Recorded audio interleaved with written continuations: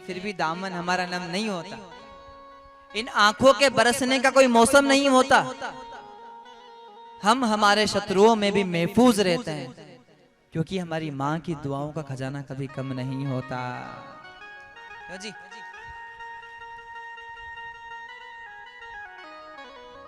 माँ बच्चों की जान होती है,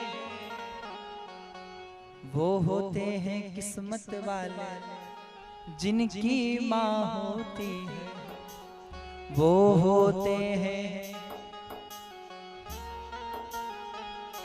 तू कितनी सुंदर है, तू कितनी शीतल है, वो प्यारी प्यारी है।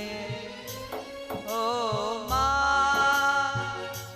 ओ माँ, ओ माँ,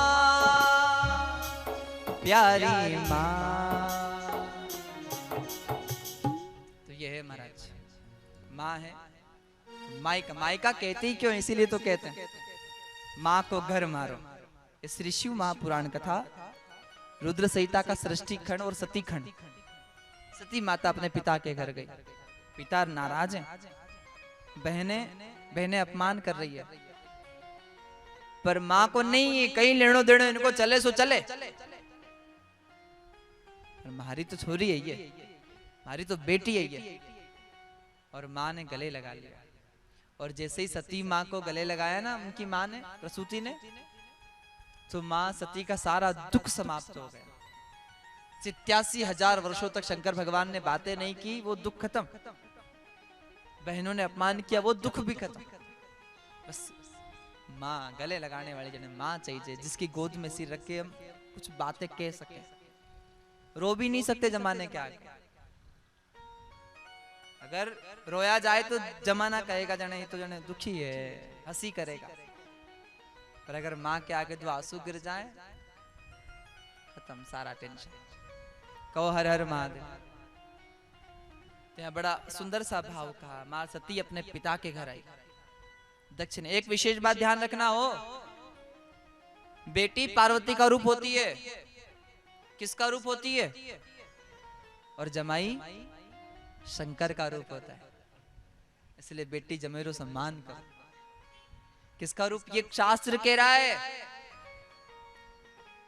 और ध्यान दो, जब तक ससुराल में रहने के लिए सास है,